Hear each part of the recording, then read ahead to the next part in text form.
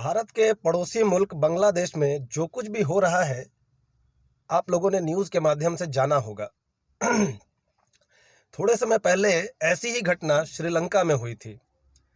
तब श्रीलंका में भी उग्र भीड़, जनता कहें या असामाजिक तत्व कहें, भीड़ उग्र हो गई थी और प्रधानमंत्री आवास में घुसकर तोड़फोड़ मचाई थी, लूटपाट किया था और यहाँ तक कि प्रधानमंत्री के बेडरूम में घुस गए थे और पलंग पर लेटकर तस्वीरें खिंचाना और कई तरह की उल्टी सीधी हरकतें की थी श्रीलंका के नागरिकों ने।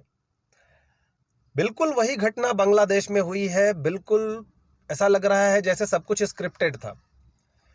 पूरी तरीके से असामाजिक तत्वों ने प्रधानमंत्री के आवास पे कब्जा कर लिया, बेडरूम में घुसे, तोड़फोड़ की, लूटमार किया और घिनौनापन तो तब देखने को मिला जब एक बुजुर्ग महिला कहें, जो कि प्रधानमंत्री रही है 15 सालों से बांग्लादेश की, उनके अंतः वस्त्रों को लेकर जिस तरह से उसकी नुमाइश की गई, इसी से ये पता चलता है कि वो कोई क्रांतिकारी नहीं है, वो कोई सरकार के खिलाफ लड़ने वाले क्रांतिकारी नहीं है। वो असामाजिक तत्व हैं जिन्होंने डेमोक्रेटिक तरीके से चुनी गई एक सरकार को उखाड़ फेंका।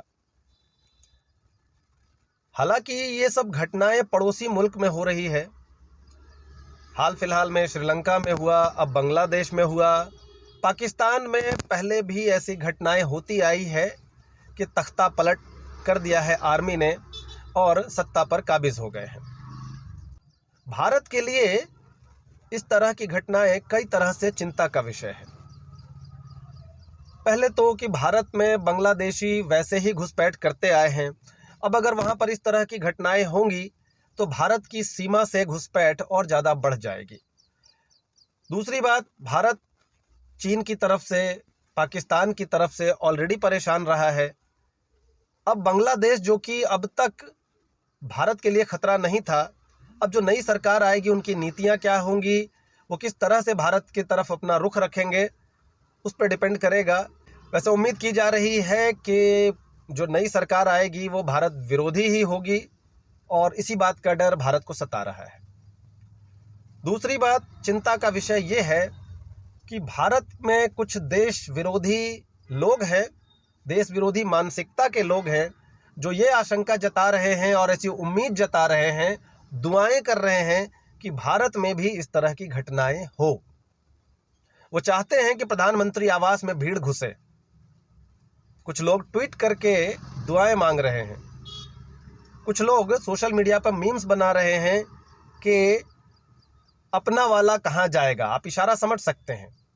जैसे शेख हसीना बांग्लादेश छोड़कर भाग गई, लोग उम्मीद ये कर रहे हैं, उम्मीद क्या, मैं तो कहूँगा कि ख्याली पुलाव बना रहे हैं कि कभी नरेंद्र मोदी, जो कि इतने लोकप्रिय नेता हैं भारत के, लोकप्रिय प्रधानमंत्री हैं भारत के, ऐसे सपने देख रहे हैं कुछ लोग कि एक दिन ऐसा आएगा कि प्रधानमंत्री आवास में भारत में भी लोग घुसेंगे और उन्हें भी देश छोड़ के भागना पड़ेगा।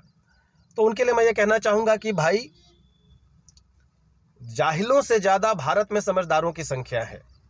मानता हूँ कि जाहिलों की संख्या बहुत बड़ी है इस देश में और इस बार 2024 के चुनाव में भी देखा हमने, मगर जाहिलों से ज़्यादा समझदारों की संख्या है इस देश में। इसलिए आप ये ख्याली पुलाव पकाते रहें।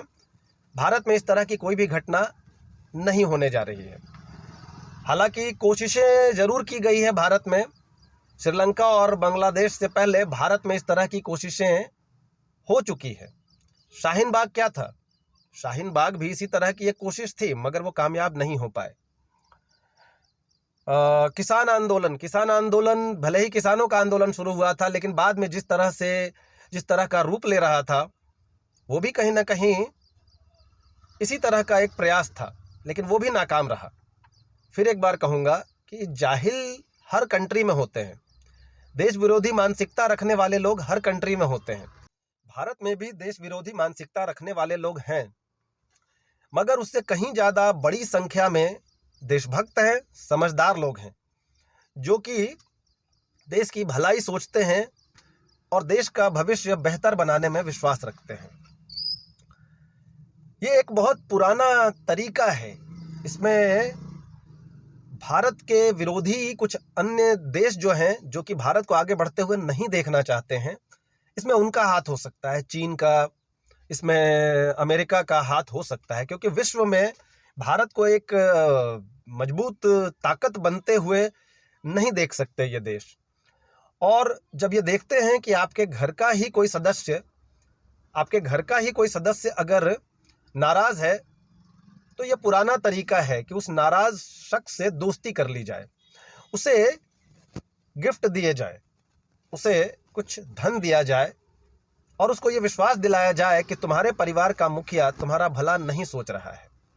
आप समाज में देख सकते हैं कि कोई एक परिवार होता है, अगर उस परिवार को बर्बाद करना है, उस परिवार को तोड़ देना है, तो उस परिवार के लड़के को आप अपने में मिला लें, आप उसे महंगे गिफ्ट दें, उसे कपड़े दिला दें, कभी कभार उसके 500-1000 रुपए दे दें कि लो बेटा मिठाई खा लेना, और धीरे धीरे उसके अंदर उसके माँ बाप के खिलाफ जहर भरना शुरू कर दीजिए। लड़का यह विश्वास करने लग जाता है कि मेरे माता पिता से बेहतर मेरा भला ये इंसान सोचता है, ये जो मेरा मामा है, चाचा है, जो भी है, ये मेरा भला सोचता है। और एक दिन लड़का अपने माँ बाप के खिलाफ ही बगावत कर लेता है, परिवार टूट जाता है, बिखर जाता है, बर्बाद हो जाता है। लेकिन अगर परिवार बड़ा हो, जहां समझदारों की संख्या ज्यादा हो, आपके कोई चाचा, आपके ताऊ अगर समझदार हैं, तो आपको बर्बाद नहीं होने देंगे। अगर कोई बाहरी ताकत उस लड़के को, आपके परिवार के किसी बेटे को अगर महंगे गिफ्ट दे रहा है, कोई उसे धन दे रहा है और उसे अपनी बातों में उलझा रहा है, तो कहीं ना कहीं ये जो समझदार लोग हैं, आपके परिवार के चाचा ताऊ, इस मामले को बड़ी ही समझदारी से संभाल लेंगे और परिवार टूटने से बच जाता है। तो ये जो भारत है, हमारा देश, ये हमारा बड़ा परिवार है। हाँ, कुछ बच्चे नालायक हैं जो कि बाहरी ताकतों के कब्जे में हैं, उनकी सोच की गिरफ्त में हैं, उनसे गिफ्ट लेते हैं, उनसे धन लेते हैं और अपने ही देश के खिलाफ काम कर रहे हैं। लेकिन फिर मैं उनसे कहना चाहूँगा कि हमारे देश में समझदारों की संख्या इन जाहिल और नालायक औलादों से कहीं ज़्यादा है। जब भी ऐसी स्थिति बनेगी, चाहे शाहीन बाग या किसान आंदोलन के जरिए अगर देश को तोड़ने की कोई भी कोशिश होगी, तो देश के जो समझदार हैं, जो देशभक्त हैं, जो देश के कल्याणकारी सोच रखते हैं देश के लिए, वो एकजुट होकर खड़े रहेंगे और देश को बचा लेंगे।